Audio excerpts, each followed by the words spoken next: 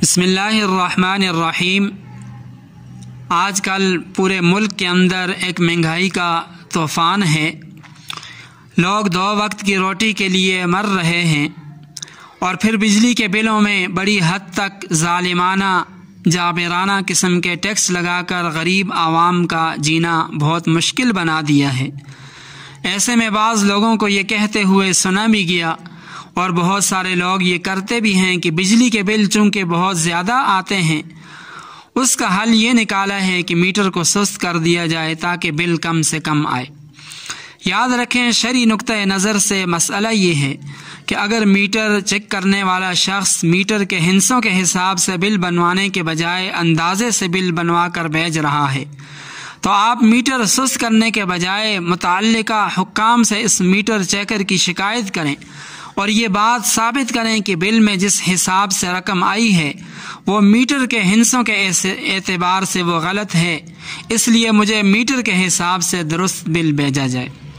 لیکن بجلی کے میٹر کو سست کرنا یہ بجلی چوری کے زمرے میں آتا ہے، اور بجلی کی چوری کرنا یہ بھی اسی طرح حرام اور ناجائز ہے جس طرح دیگر اشیاء کی چوری کرنا حرام اور ناجائز ہے۔ بلکہ بجلی کی چوری کرنا یہ پوری قوم کے اجتماعی مال میں سے چوری کرنا ہے۔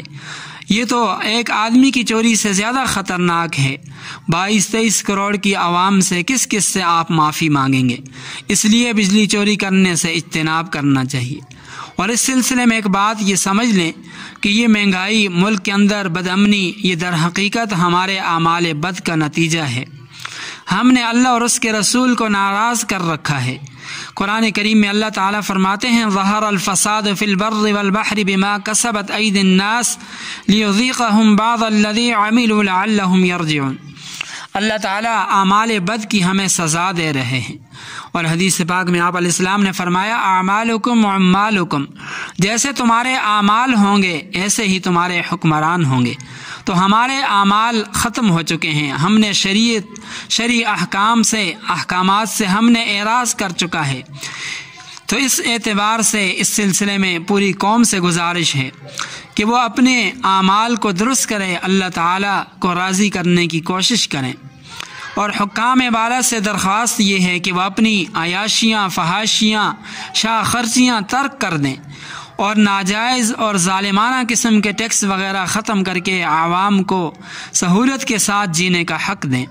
عوام کو غلط اور ناجائز راستے اختیار کرنے پر مجبور نہ کیجیے۔